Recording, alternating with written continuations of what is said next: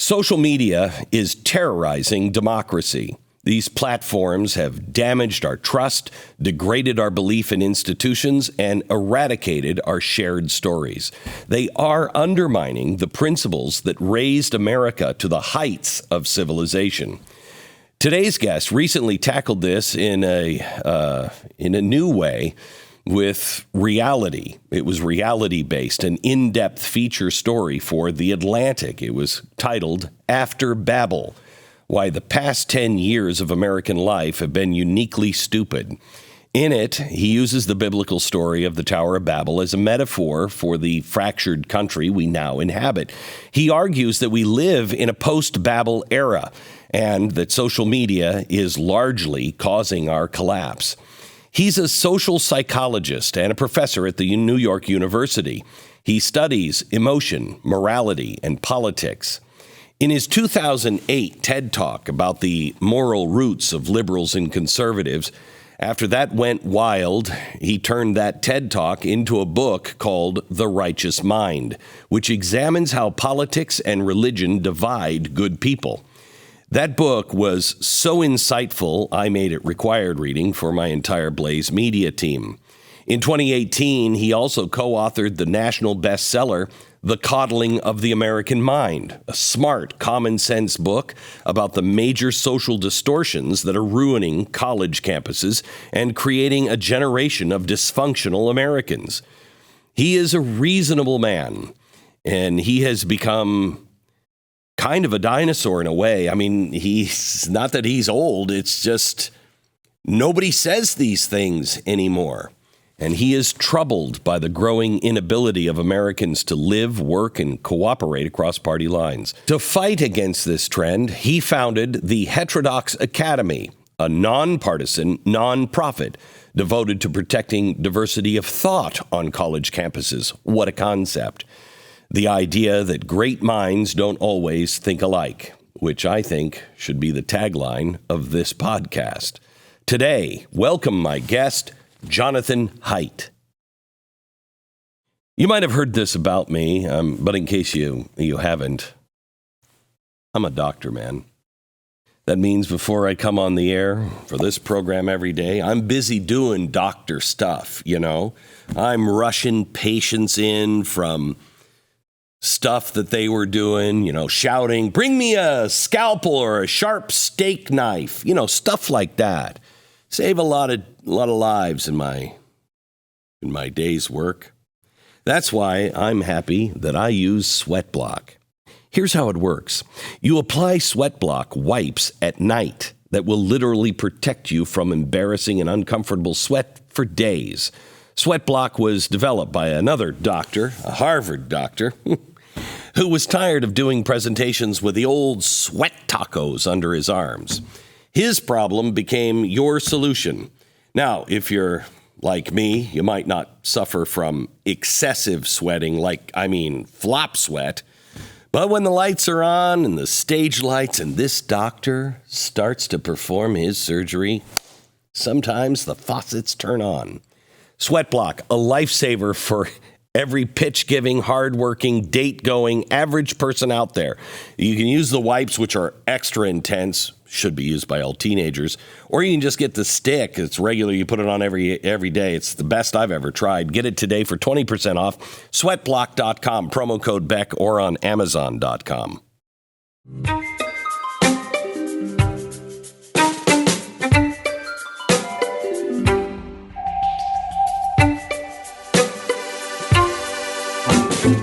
Hey, Jonathan, how are you, sir? Fine, Glenn. Great to see you again. It is good to talk to you. You're fascinating. I heard you this week with Barry Weiss, and I was screaming at my iPad. I'm like, no, Jonathan, you're missing a piece of, I think, of the Babel story. Great. That Tell me. Yeah, so you know more about it than I do. Let's talk about Babel. So first, let's start with your theory on fragmentation and that we're living in this post-Babel era. Sure. So I'm a professor at New York University. I've been a professor since 1995. I love being a professor. I love universities. But something got weird in 2014, 2015. And many of your listeners and viewers will remember that era with the student protests and the safe spaces, trigger warnings, microaggressions, stuff we hadn't seen 2 years before. Where did it come from? And ever since then, I've been trying to figure out what on earth is happening. Because it wasn't just universities. It was a weirdness that spread, it clearly spread throughout left-wing progressive spaces, but there was also a weirding on the right, a real amplification of right-wing populist movements, not just in the U.S. So it felt like something was really going strange about the universe that was affecting us all. And I had a strong feeling that it was something to do with social media. That seemed to be what was messing us up. And I'd spent most of my career studying political polarization and tribalism, like left versus right. And you and I have talked about that in our previous meetings. But what was weird, over the last few years is that it wasn't just that the left hated the right more than before and vice versa. It was that within the left, everyone was ripping everyone to shreds. And within the right, things were nastier. And so fragmentation is different from tribalism. Fragmentation is where everything is coming apart. And so I don't remember when I reread the Babel story, but most people think they know the story. I'm sure you can quote the key line, but us more secular people, we kind of know. People were so proud and God knocked over the tower. That's the story, right? But when you look at the story, it's a very short story, and the key line is God. He doesn't actually knock over the tower. What he does is he says, "Let us go down and confound their language, so that they may not understand one another." And when I reread that line, it was like a eureka moment, because yes, that is what has happened to us. We literally cannot understand people that we're related to, that we work with. They live in a different world. We can't break through. So that was the central metaphor for this essay that I wrote in The Atlantic last week.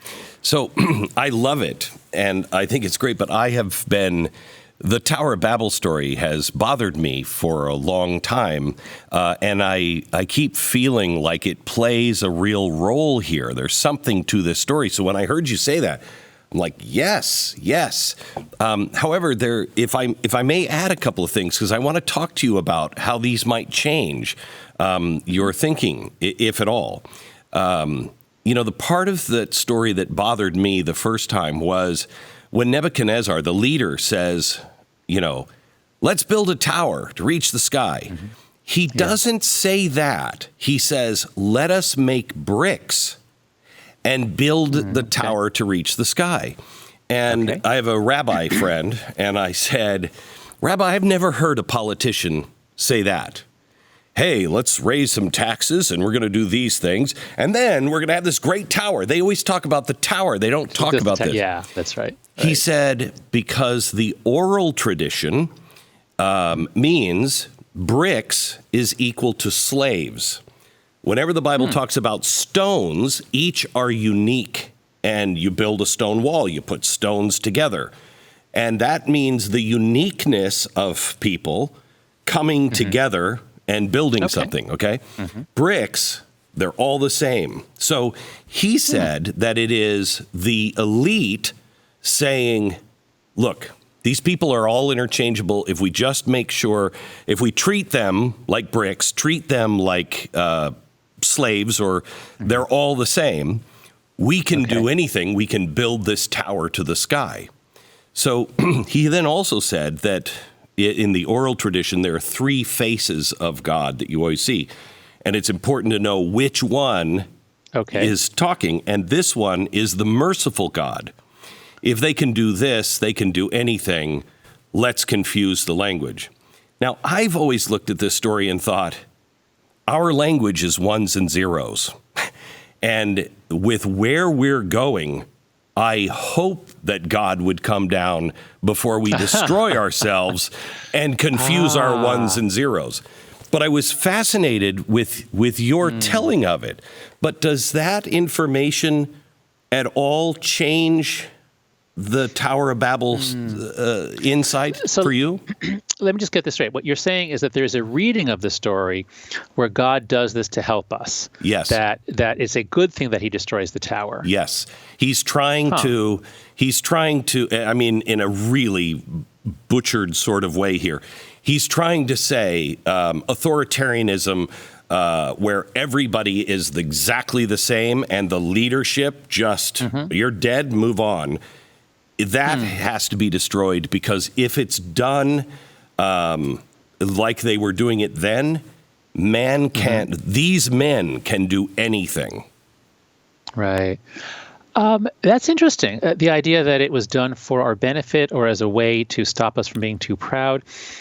I did a podcast with Russell Moore last week, and he suggested that there are two obvious motives. I mean, the text is so short, it's so cryptic, but he said the two motives that seem to come out from what we have is, one is the hubris, the ambition, we want to have its top in the tower, and the other is fear, because the people, it's like, so that we not be flooded again. These are the descendants of Noah. They've just been flooded out, and if we build a city with a tower, then we can run up into the tower if God sends another flood. So it's fear, and so if those are the motives, those two translate easily into social media, because why do we do the things we do on social media? We do it for reputation. We want to boast and brag and put ourselves forward and be an influencer, and that's the hubris.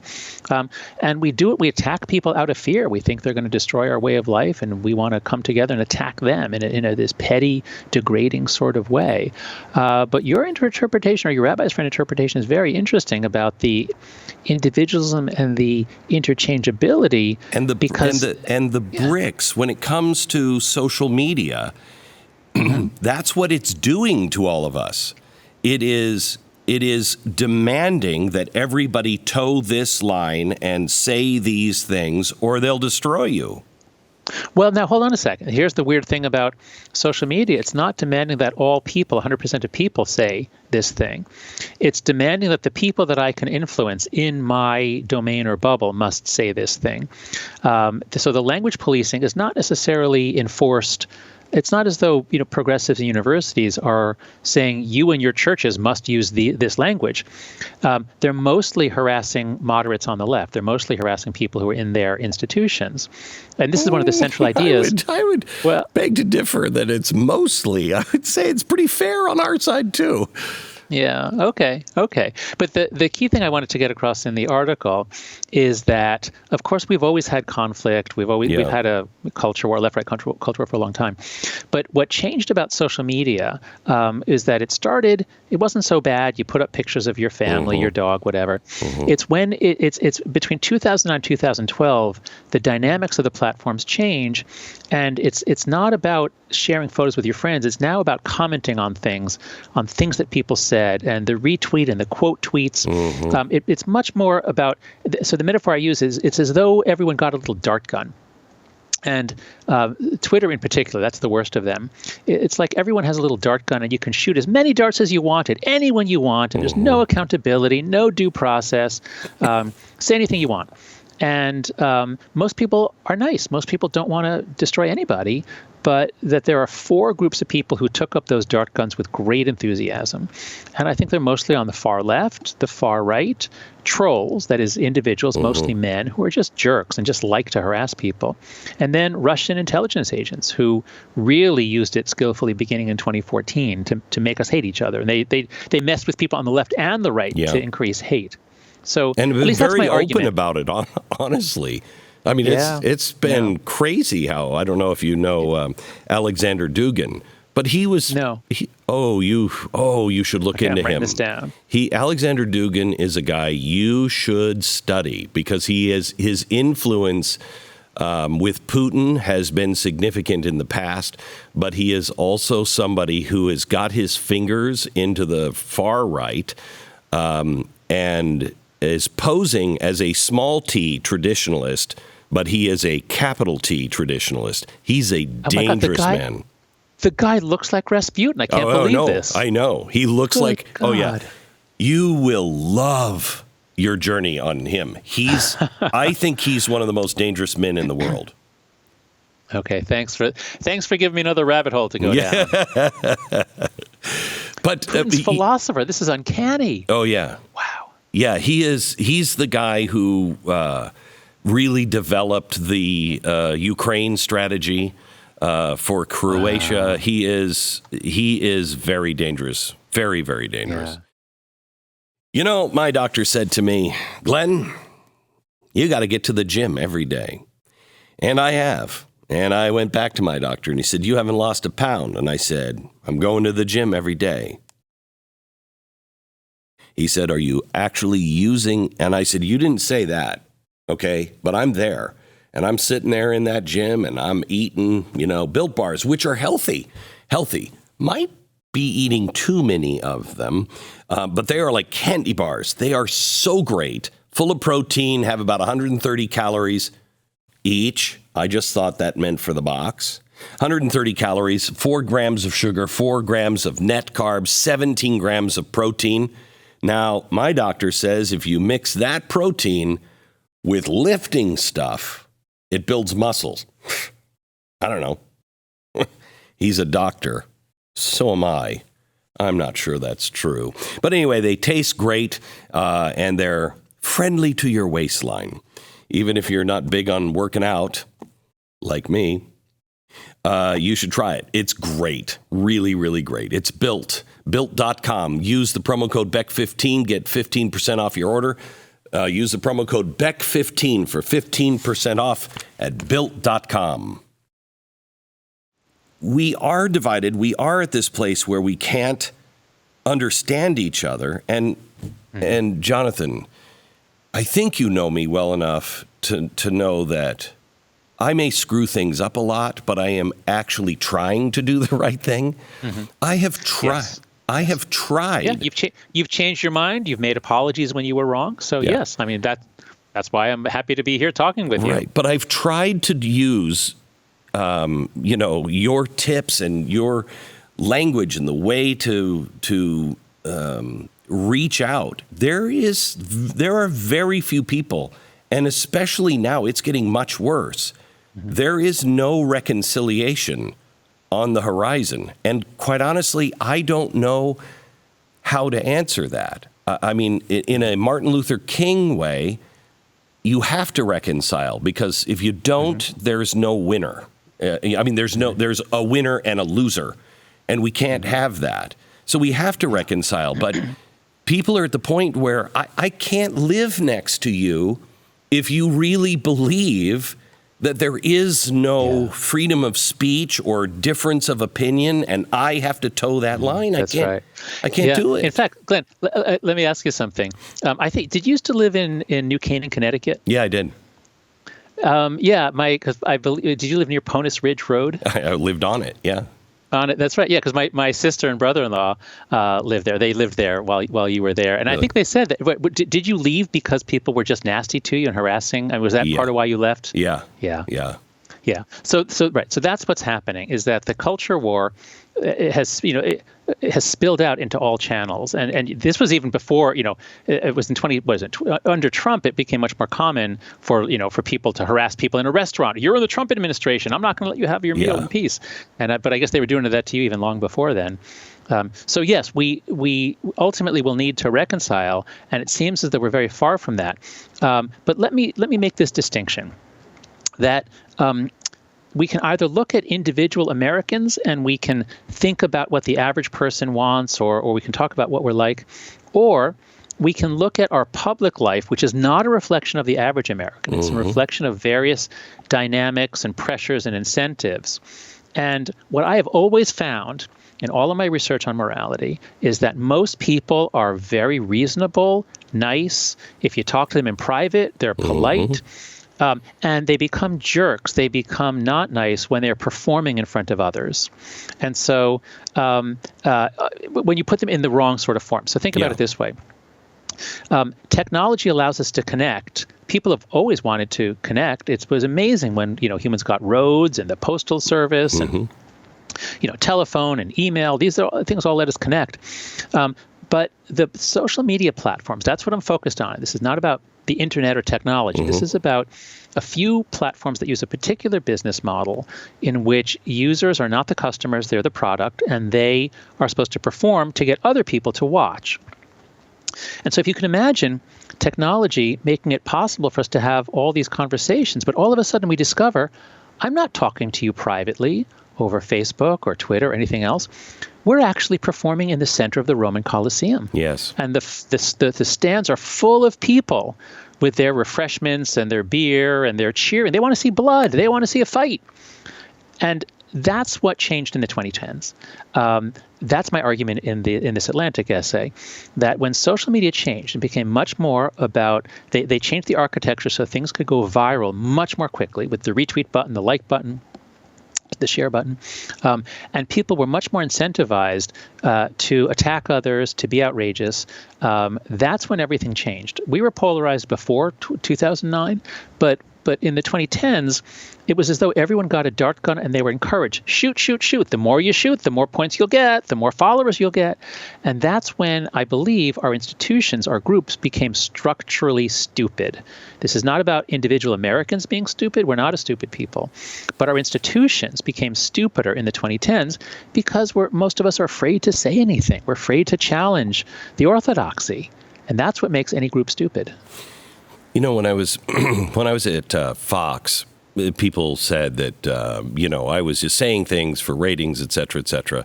And I tried to explain to people, look, I am a performer because my job is there's two sides to it, to drive eyeballs to the show and then give them a message. Okay. And I know how to perform, so it's an exciting show. It's a fun show, okay?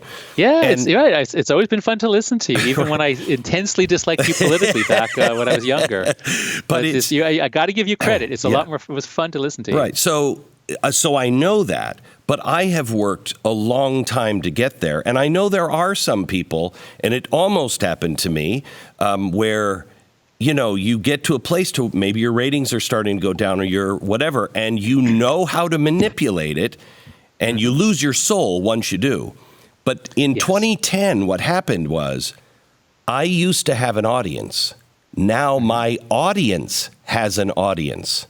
And so you've unleashed millions of people who now are struggling with the same thing that they used to accuse me or others of. You don't really mean it. You're just trying to get whatever. Yeah. And that's I think really what's happening. I like it.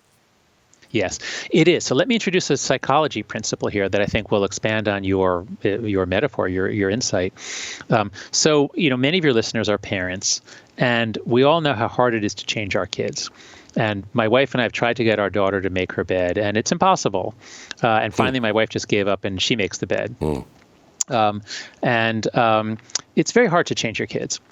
On the other hand, if you take a rat or a pigeon and you put them in a Skinner box, that is a box where the scientists can press a button to instantly give them a reward or a punishment, you can train that pigeon to play ping pong, to play the piano. If you can give rewards and punishments instantly, then you can train a creature very, very fast, even a rat or a pigeon. And so what happened when your audience got an audience? What happened when everyone got on social media? Well, social media is a way in which you do something, like you post something. And I don't know about you, even though I say how bad all this stuff is, I've been posting a bunch recently because of my Atlantic article, and I find myself checking. I go back and I check 5 minutes later. I see how many people liked it. How many little food pellets did I get? So it's incredibly powerful psychologically. It's called, it's behaviorist conditioning.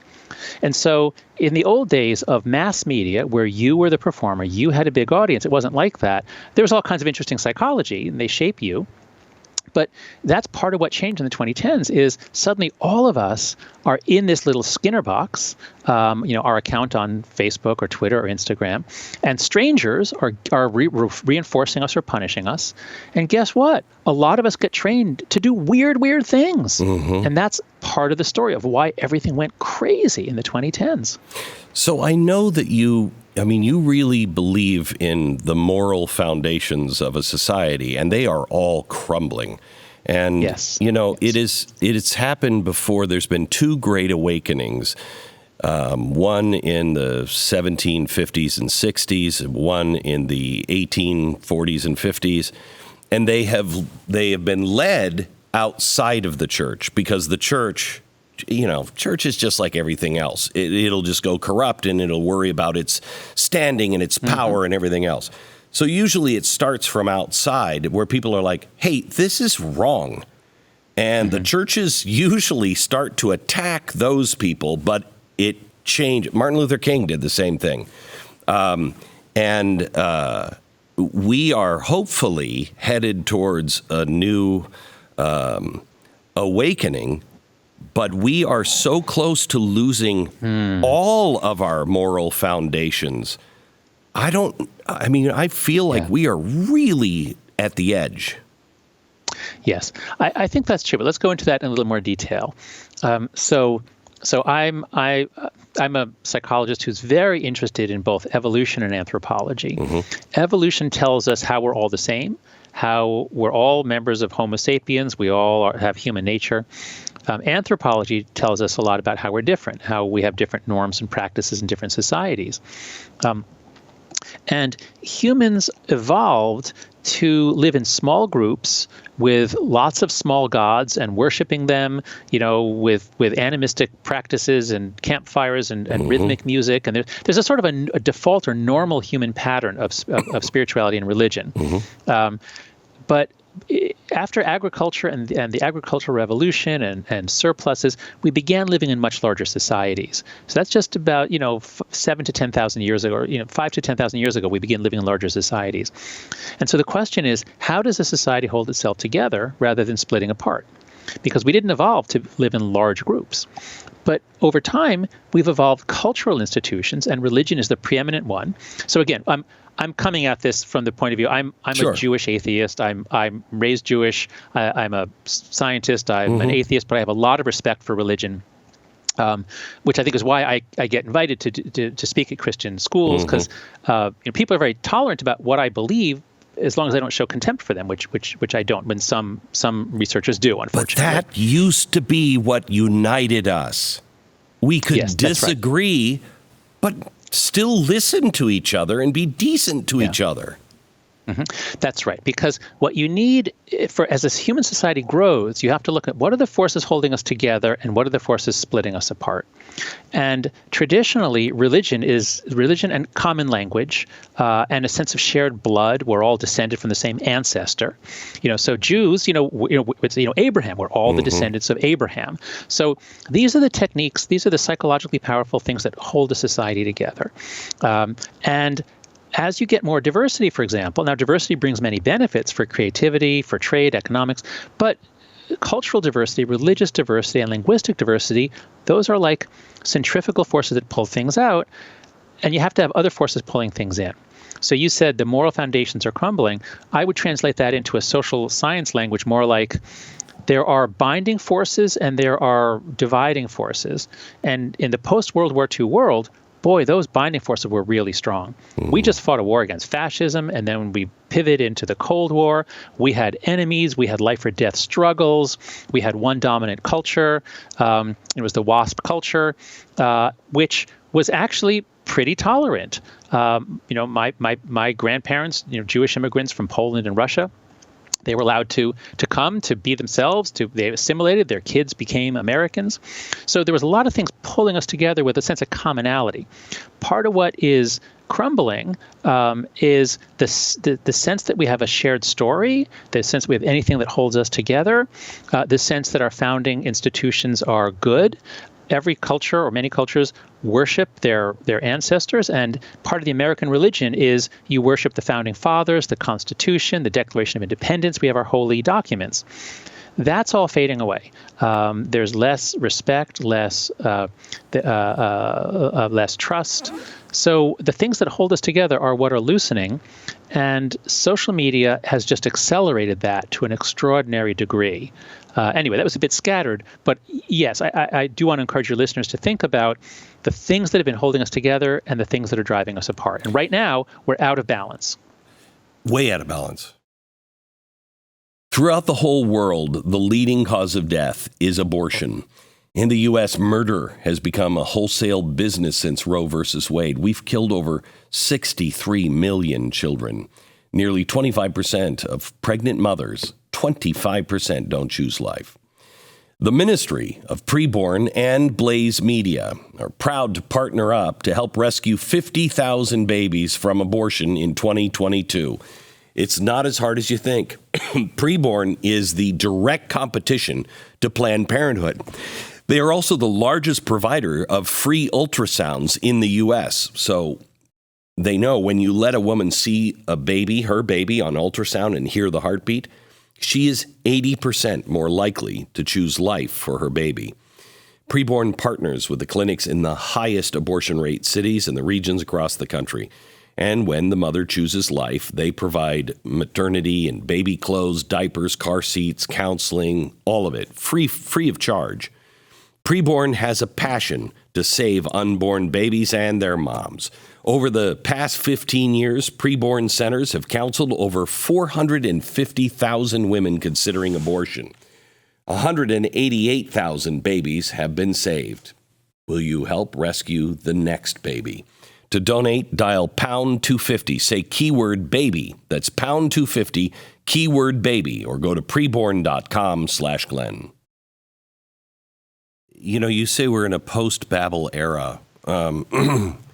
And what scares me about the interviews I've heard you give here recently is I've always thought of you as a guy who, one of the good guys, trying to bring people together, trying just to speak the truth, and an optimist.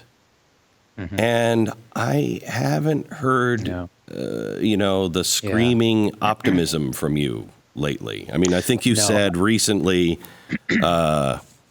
that, where was it? I just wrote it down just a second ago. But you basically are saying, we're coming to an end here of democracy. Let me elaborate on that. Okay. By temperament, yes, I'm generally optimistic. And for a long time, I believed there's some wonderful books. Steve Pinker has a book on the better angels of our nature. Love it. There's Matt Ridley's book, The Rational Optimist. Yep. People have always thought society's falling apart. And yet, prosperity rises, health increases, rights increase. Right. So I've long been a believer in that theory that there are temporary setbacks, but the long-term trajectory of humanity is very good. In the last 3 or 4 years, I'm much more doubtful. I'm much more pessimistic. And what I would say is, if we don't make these big changes, if we continue on the path we're going on, then I believe we will fail as a country within, it's hard to say a number, but within 10 years, I think we will have high levels of political dysfunction. There will be more political violence. There will be less trust. And our young generation, which is already really messed up, they're going to be the ones running the show. So if we don't make major changes, then yes, I think we will fail as a country. That doesn't mean civil war necessarily, but it means more like I think there are many Latin American countries, many countries around the world have tried to enact democracy with weak institutions, and I think we'll become like them. But there's a big if there. That's if we don't do anything. Okay, if we just continue fighting each other. All right, so then what are the things we have to do to cure that? I mean, honestly, Jonathan, I wanted to call you so many times ago. Jonathan, can you spend a weekend with me and just tell me what to do? Because I mean, there are millions of people that want to solve this. We just don't know what to do. That's right. So actually, I am actually a lot more optimistic now than I was when I wrote the article. And that was just last month that I wrote it. And here's why. Once I realized it's not that we're all going crazy, we're not. It's that there are 4 groups that are super empowered by viral social media. And they are, as I said, the far right, the far left, trolls, and Russian agents or other intelligence agents that are trying to split us. Then there's the middle 80% of the country. There's most of us. The middle 80% is very reasonable. And so the fact that I published this article and I'm not getting attacked, in fact, nobody's disagreeing with it. People seem to be saying like, I'm totally exhausted. Oh my God, yes, this article at least explains what the hell's going on. Why are we all exhausted? Why have we all been attacked by strangers for no reason? So I'm actually encouraged because we're on a ship that is sinking. We're on a ship that is taking on water. It can be repaired. It's not destined to sink, but if we don't do anything, it will sink. And we don't know what to do because all we see is the sailors are just fighting each other. The crew is just fighting each other. And we're the passengers and we're saying like, what do we do? And I think now there's a dawning realization that the ship is sinking. The people who are supposed to be running it are just too busy fighting each other. So we, the passengers, have to actually take action. The middle 80% has to stand up. And what that means Actually, let me run this by you because I haven't said this anywhere else. Let me see if this makes sense. What this means is because our leaders are so intimidated by their extreme wings. If you're a president of a university, you're intimidated by the young woke left. If you're a moderate Republican politician, you're getting death threats from people on the right. So I think what this means is the leaders and the more moderate people have to stand up to their wings. University presidents have to stand up and say, no, this university is devoted to the pursuit of truth. We're not here to fight for racial justice or any sort of social justice. You do that on your own time. That's great. We hope we'll give you the tools, but we have a job to do, and our job is the pursuit of truth and the passing on of the best that has been said and thought. So if we have a dawning realization that the ship is sinking, but the great majority of us don't want it to sink. We want to fix the ship. We want to fix the game. Then I think there are some reforms that can be done. So first, let me just check with you. Do you agree with that analysis that the more moderates and responsible people, the leaders of the institutions, they have to stand up to their extremes? Or do you think that there's an asymmetry here? No. There's a perspective here that you may not have that I could help enhance this a little bit, or at least pose the question to you. I think you're right. There are no. Where's the Churchill? Where's the Churchill of business? Where's the Churchill of universities? Where's the Churchill of parties? You know what I mean? They're scarce, and they have to stand up. But I will tell you that I feel like the right, the not the far fringe, the regular person, and I think.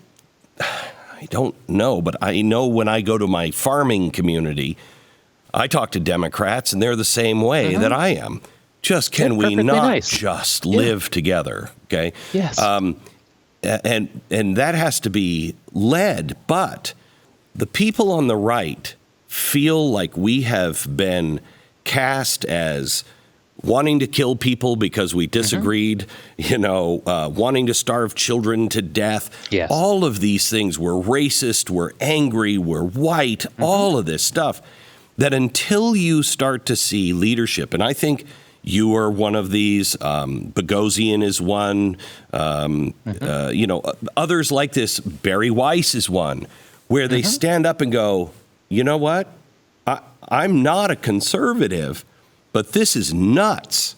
Yeah, that's right. We can rally if we see that. But until conservatives start to see people on the left going, okay, you Marxists that want to burn the entire thing to the ground, you got to stop. Until we see that, I don't think we'll have the trust. Does that make sense to you? Okay. It sure does. But I think this is where the asymmetry lies, because people on each side point to the extremes of the other with justification. But there's an interesting asymmetry. So what I said in the article is that the problem on the left is not the Democratic Party per se, because the Democratic Party per se is actually, it's usually the moderates who win. It's not the extreme wing is not in charge. They have voice, they're involved, but they're not dominating the Democratic Party. They are dominating the institutions, as you say. So people on the right are correct in pointing out the nastiness, the instant, they will instantly call you racist for anything. So they're right.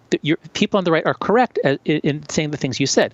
But, you've got to take the plank out of your own eye before you can point out the splinter in your neighbor's eye. What I argue in the essay is that the asymmetry is that normal conservatives are not doing this to liberals, but the Republican Party, I believe, has gone off the deep end under Trump. The party of Mitt Romney was at least a responsible center-right party. Now here, I'm sure many of your listeners will have strong reactions against this, but it seems to me as someone in the middle, what I'm saying is the cultural left is a huge problem because it's warping institutions. But on the right, it's not the cultural right, it's the Republican Party. And the fact that they couldn't even stand up after the January 6th insurrection and say that we should study this or say that many of us this did. Is something wrong. Many of us did. Okay, and what happened? Please tell me what happens to more moderate Republicans who stood up and I will tell you on the January 6th thing, until the Biden administration started going on this massive witch hunt and saying it was the worst thing that has happened since the Civil War. I mean, let's go back to the 90s, where the left blew the Capitol up, blew part of the Senate up.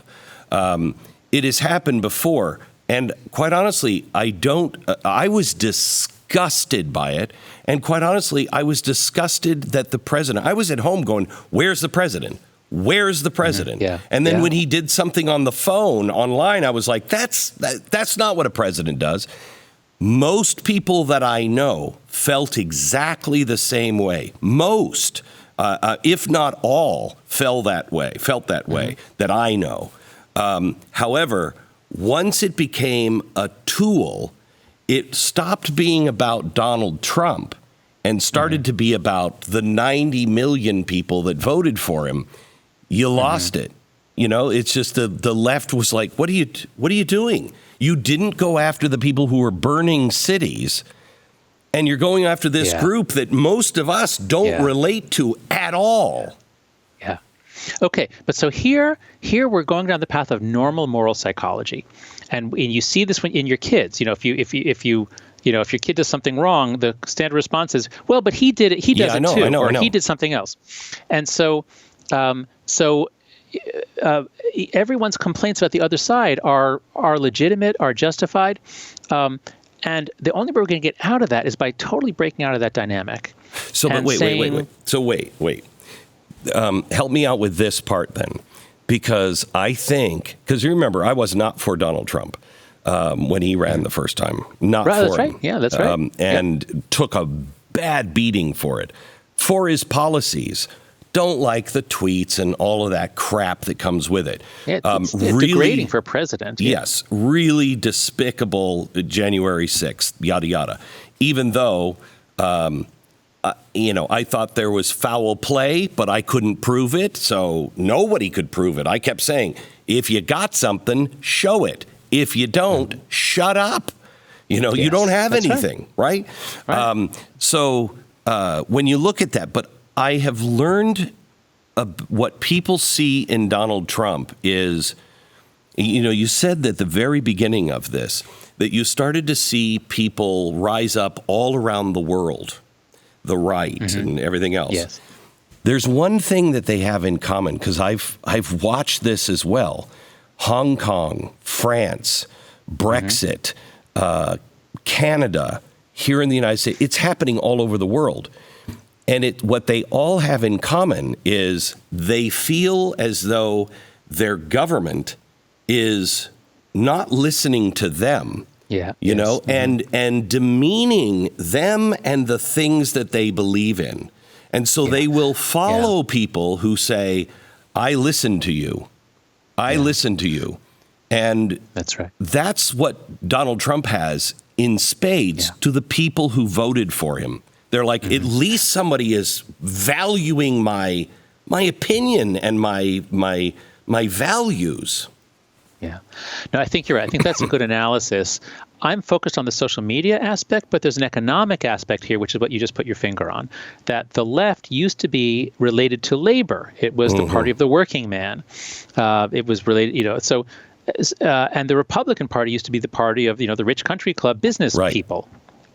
And what's happened, not just in the U.S., exactly the same thing in the U.K. and in France and in all the Western democracies, is as the highly educated people, the knowledge workers, the journalists, the professors, since they've come to be the center of the left party, whether it's Labour in the UK or Democrats here, they live in Paris and New York.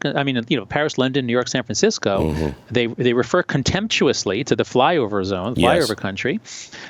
They do treat most people with contempt. They have no connection to the working man. And so, yes, this has been the changing economics of globalization, education, knowledge work, all this stuff has changed the left-right, the nature of the left-right conflict in our countries. And I agree, the left does treat the right with contempt. Well, no, wait. That is why they don't win elections now. Right, but I think there's a difference. I think the split is, because I talk to Democrats, and we may not agree on every policy, but we agree on direction and principles. Not everybody. I'm not talking about the political class. I'm talking about the regular people. Okay. Yeah. Okay.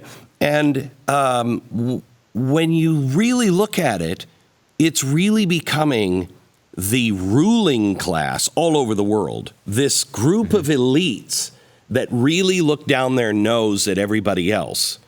And then everybody else. I'm finding strange bedfellows all the time that we don't agree on policies. Tell me about it.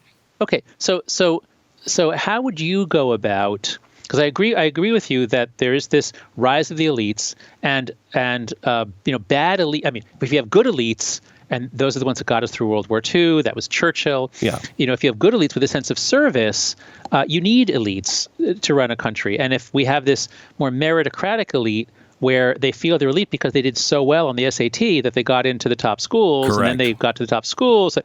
So meritocracy elite is great. Yeah. If it's true merit as opposed to just test taking. Yes. Yeah. So I agree with you that a part of our problem is that we don't have elites with a sense of service. We have elites who think that they deserve their elite status. I mean, you have Elon Musk. I disagree with Elon Musk on so much, I'm sure. But I would vote for him. He have vision. I love him because he sees past all this crap and like, this is crap. Let's go here. Yeah. He's the only one. Right. Yes. Right. Yeah. That's a problem too, the lack of vision. So, but let me kick this back to you. I put this out as we need to somehow mobilize the middle 80%, the reasonable people. And it's not like we need to tear things down. We need to restore reason to our institutions. We need to have our schools need to focus on education. The CDC needs to focus on health. We have to keep political concerns out of things. We need a Geneva Convention for the culture wars, that people don't assault you at a picnic in New Canaan or in a restaurant in Washington. How do you think we can get there? You said before, the left has to stop doing this to the right. That's not going to stop. And as long as there's Twitter, as long as anyone has done anything, you're going to find out about it. So how do you think we can get out of this? So it requires, just like you said, I think, leadership in position, all positions, leadership. You're standing up at the PTA and, you're speaking to your school board with respect and lead that way. And then just follow the system, and it's happening all over the country. You become, the school board member, and then somebody else has to stand up and be courageous around you if you start to go, corrupt. We have to have them in all levels of people who just really, truly want to fix the problem and use common sense. But I really don't think, Jonathan, and this is new for me, I really don't think you'll do it until you reduce the size of the government. It is absolutely corrupt. You have to get the power back closer to the people. This won't work in probably any other country but ours if we still understand it. But I'm not sure the next generation understands capitalism, understands hard work, has the courage to be an entrepreneur. I don't know if they have that. But no, I'm afraid they don't. Because one of the hallmarks of Gen Z is that they're anxious, they're fearful, they're risk averse, because we never let them practice risk taking. Right. So actually, if I could just steer our conversation just for a moment, I want to come back to what you just said. But a big piece of this and a big reason for my pessimism is that we've messed up Gen Z in two ways. What we've done to them is kids need to be out playing, especially between age 7 and 12. That's when all the children's stories take place. The kid goes out on an adventure without parents. That's the crucial period of cultural learning for human children. They need to have unsupervised free play. And what we did is we said, instead of that, we think you'll get kidnapped if we let you out, which doesn't happen. So we're not going to let you out. Oh, and instead, we're going to give you a phone and an iPad, and you can just be on that. And that basically blocks all the experience that they need to grow. So if, for everybody listening to this, think about your community. Think about at what age kids are let out. Think about when you were let out. And I've done this all over the country. It used to be 6 to 8. It was first, second, or third grade. By third grade, everyone's out playing with no adult supervision. That's the normal human thing. And that's true in other countries I've been to. All of a sudden in the 90s, we stopped that. We freak out about child abduction, even though there are almost zero children abducted other than by the non-custodial parent. Right. We freak out about it, in part because of cable TV freakouts. And we overprotect our kids so they don't learn the virtues that you're talking about. The virtue, how do you learn to be a leader? How do you learn to resolve conflicts? It's with unsupervised free play, team competition with no referee. You have to supervise yourselves. So kids need to have a lot more free play and a lot less time on their devices. They should not be on social media in particular until after puberty, until I think 16 is the minimum age.